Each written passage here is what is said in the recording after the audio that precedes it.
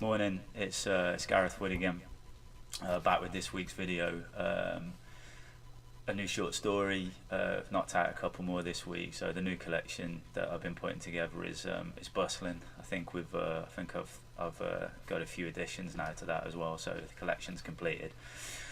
Which has been good to do while I work through the edit of the new novel, The Disaffection Agent, which is about 3 or 4 weeks away now from being what I would class as submission ready. So publishers, agents, please prepare your rejection letters in advance, save us both some time. In the meantime, like I said last week, I've been writing out a few short stories, put the collection together, then a few on the side as well, so there's a bit of a pool to choose from before I try and find a new willing publisher for a book of short stories. Before I crack into this week's story, That Bastard Weed, I wanted to make a quick mention of someone recently, a guy called Chris McQueer, who has had a book of short stories published called Hings, and it's flying north of the border. Lads from Glasgow. I've only ever been up to Glasgow once, but the few days I spent there, it was a cool city, it was a cool place, and it felt like there was a shed load of stuff going on. And I think by the sounds of it and from the stories that I've heard by Chris McQueer, I think he's pretty much encompassing all that in his work, and he's knocking out some excellent stuff. And Hings is flying off the shelves at the moment, and I think him and 404 Inc., I think it is, who's published him, have done a superb job in that. But the reason I wanted to mention it is because I think with Chris, from what I understand, he's kind of a factotum in terms of working, any jobs really, day-to-day job stuff in retail and so forth. And like myself, having to work jobs from fishmonger, poulterer, teacher, office nobody, brake manufacturer. You just do whatever you can, and writing doesn't, publication doesn't really change that a lot of the time. You end up still having to put those hours into work, and maybe it's the best thing, because the moral and social lunatics that you encounter in day-to-day working life pretty much feed in to the material that you put out. So maybe it's not the salaries that keep you turning up for the jobs, but it's the fact that you get material from it. And publication does make it a lot easier, and the comments from people, readers, people listening and looking out for your work, they make it a lot easier to move along the conveyor belt. So what I've noticed with Chris McQueer, is that the publication of the book is a fantastic thing, because it means that there's a lot of hope that can be pinned on anybody who wants to push it and pick up a pen and write, and people working hard and working day-to-day jobs. It means that there's a lot of routes to success if you're willing to put in the time and the effort. And the work that I've seen from Chris McQueer has been excellent, and I look forward to blasting through the whole of Hings real soon. So congratulations to him and 404 Inc. It's superb stuff. But no further delay, I shall crack on to this week's short story, which is called This One or That One Bastard Weed. Lenny was happy with his new house. It was a new Lenny. New house, new place to live. A new home, new milk bottles to count, new faces to dislike or not, new cars to hear as they pert into petrol wakefulness, even new lawns to watch being mowed from his window, or even from the doorway of his house, his new home, Lenny's new house. After the divorce too, everything said and done, all things settled. It was a new start, a new place for Lenny. And that was the thing, that was the big thing. You got to move on. Lenny, come on, you got to move on.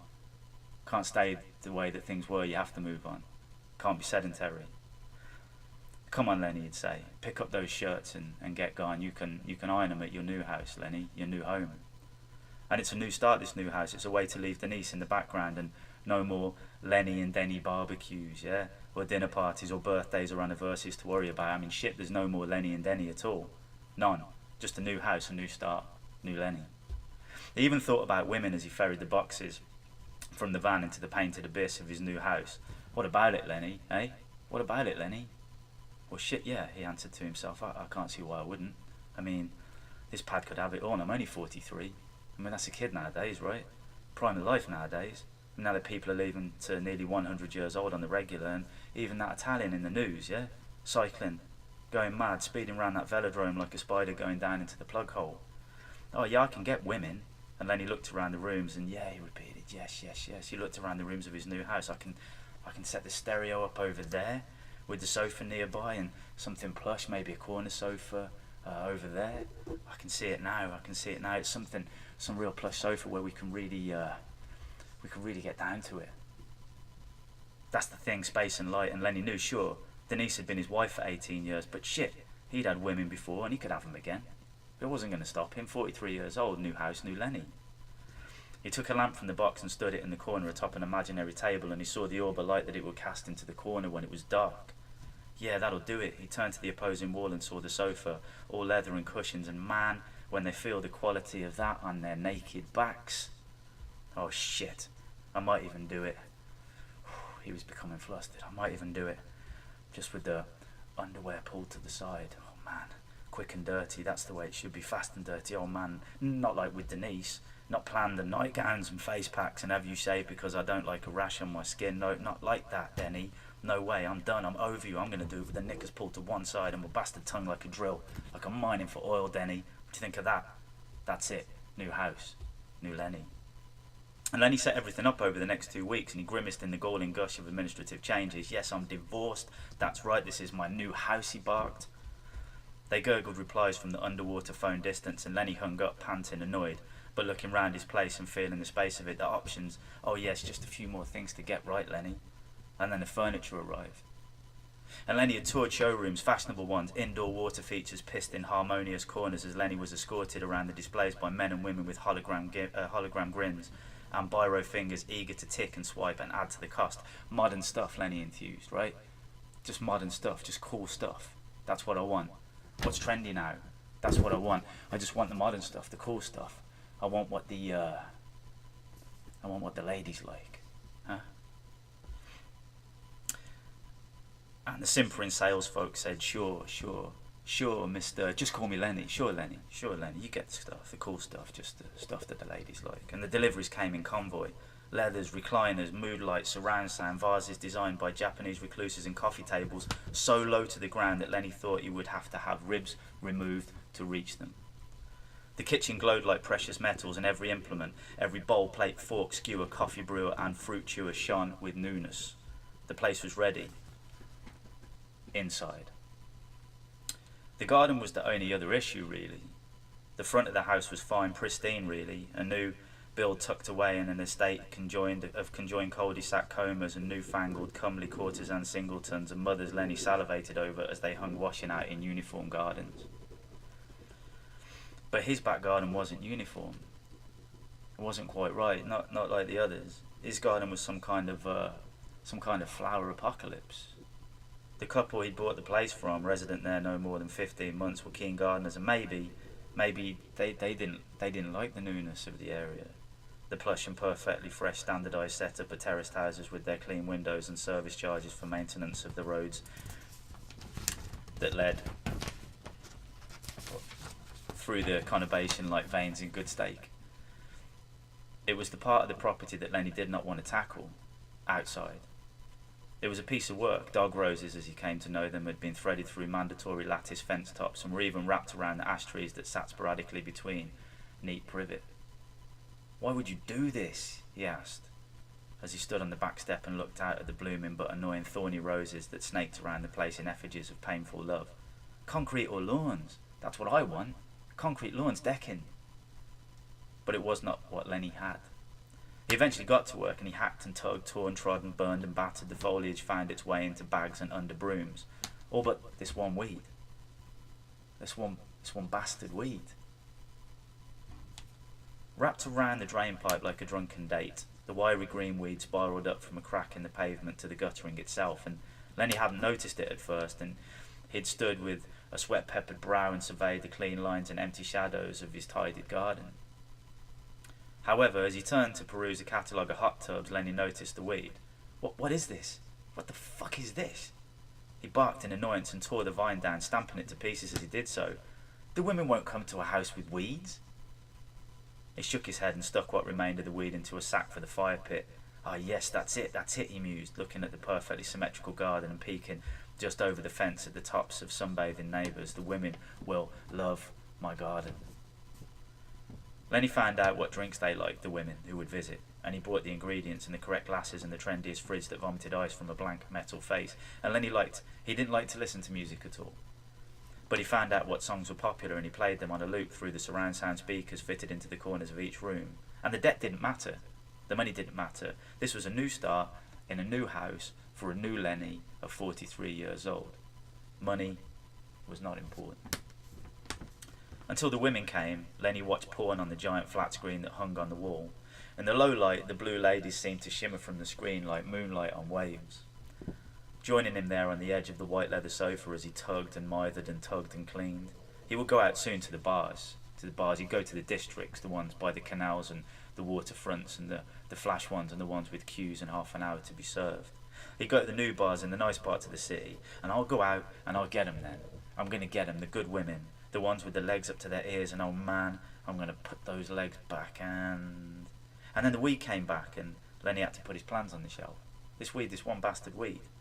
"I can't do anything with this weed," he said, ripping it away from the pipe again and stabbing at the crack in the paving with new shears, scraping the dirt away and pouring weed killer and vinegar down into the ugly crevice. "That'll do it, you bastard, I know it. Now I can get back to these women." And Lenny bought a new bed, but he slept on the floor at its side. "I'm going to christen you with a new woman. Oh yeah, I am. No way, I'm sleeping in there alone. No way, I even have thought about Denise. Not at all. I don't care whether she's happy with what's his bastard face or not. Not my problem. I'm going to have new women in here soon enough. Fuck Lenny and Denny. They don't exist anymore." Lenny peeked from the window, and the weed was back. And it was not yet as high, but it was back, and that much was sure. It'd come back again, the weed, in no time. He crouched down on his knees in the night and picked at the root with his fingers, and a nail broke. It just went back and it split down the middle, right down the middle. And the blood was black in the late sky, and Lenny gasped as he saw it. "You weed, you bastard weed," he yelled at the vine before scurrying inside as his neighbour's bedroom light ignited. Lenny didn't want to take up the paving, no way. "This place is new," he moaned. "It's a new house, a new start for me, a new start for Lenny. I'm a new man, I'm 43 years old. But this weed, this one bastard weed." Lenny got hold of stronger weed killer. The man at the garden centre said, "This tub would have killed Jack's fucking beanstalk if he'd had it at the time." Lenny followed the instructions and he poured it into the crack in the paving. "So long," he whispered with premature triumph. "So long, weed. Get that inside all night without sleeping." And the electric blue women of the screen came slithering out once more, covering his naked knees with the images of their hands and mouths, and 3 feet below Lenny's mithering face his limp tool flopped around from thigh to thigh, with Lenny looking at it as if he envied the weed. But this weed would be dead, and then he would have the women, and it took 2 days to return the weed, that bastard weed. It came back stronger, it came back prouder. It must have clambered up that drain pipe like a burglar. And Lenny stared at it with disbelief, as you would, you've stared at weeds. It came back, and how could it have returned so quickly, this weed? "I can't have women coming round here to sit on my decking in my easy chairs looking over at that weed." Lenny ran towards the weed and began tugging it once more. It came away easily enough, unfurling into a tragic withered rope, moisture leaking from the ribs. Lenny looked down at it and felt complete disgust. This weed, this fucking weed. He wasn't sure why, but something about it made him feel old and dirty. It was rot, it was bad carrion, it was a carbuncle, a verruca, a boil, a blemish, it was decay. Somehow, Lenny thought, that bastard weed was age and it was decline. It was ruin. Once again, Lenny stabbed at the concrete root of the weed, and poured boiling water and weed killer down into the grinning maw from which the weed had grown. Lenny was uneasy. He rubbed his face vigorously, worried about his wrinkles. He ran to the bathroom mirror and he looked at his eyes. Crow's feet. "That's normal though, heading into my mid-40s, right?" he asked the backlit mirror for an answer, and the only one that came was silence, a blank face somewhat deflated by years, a mouth riven by worry. That bastard weed. It's the weed. Lenny inspected every room. Neat, clean, fine. Just a new place, just as a new place should be. A new house for a new man, new Lenny, not an old man. Not a spoiled man, not yesterday's young man and now today's old waster. No, this place was for a new man, 43 years old. Lenny. It's for new Lenny. Lenny noticed a blotch on the white leather recliner down there on the the footboard, just a mark, a spot, just a dark smudge. And he burst into tears and he dropped to his knees. "You're not shit, Lenny. You're not lame. You exist, Lenny. You're real, Lenny. You'll get the women, Lenny. Come on, Lenny. Just get rid of the smudges, Lenny. Just get rid of the weed. You're not a piece of shit, Lenny. You're not past it, Lenny. You're not ruined, Lenny. You're not litter, Lenny. You're not rubbish, Lenny." He bawled and he pressed his face into the sofa as he did so. "You just need to get rid of that weed, Lenny. Just that one bastard weed." Lenny used his tears to scrub the blemish away. He took off his shirt and dried the material, and Lenny caught his reflection in one of the aluminium ornaments and sucked in his stomach. And he puffed out his chest, and he liked the way that the ornament shape warped his physique. The way that it reduced the unsightly spill of fatty meat around his pectoral area. "You don't have moobs, Lenny," he sniffed. "You'll get the women, Lenny. You will. They're pecs, Lenny. They're not moobs, Lenny." And Lenny returned from having a tattoo and he walked into the garden and the sun was high and orderly and July was aflame. And Lenny looked at the reddened tattoo. A wolf was a good idea, he'd heard. The women would like it. With his new haircut and his skinny jeans, he looked like how women wanted him to look. That's what they said in the shops, that's what they told him and the magazines said. And that's how you should look, Lenny. The wolf was a great addition, and as soon as the swelling went down and the skin peeled, people would know that he was current, that he was new, that he was really fucking something. And Lenny fainted as he saw the weed. He came around. "Oh, that bastard weed."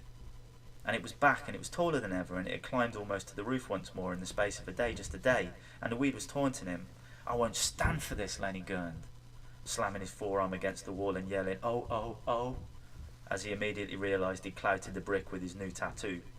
And Lenny stormed into the house and grabbed firelighters, petroleum fluid and matches. And he sprayed the root of the weed and laid the fuel around the base, and he lit it and watched as the weed collapsed into the fire. "Burn, you dirty fucker," he screamed. "Burn for Lenny."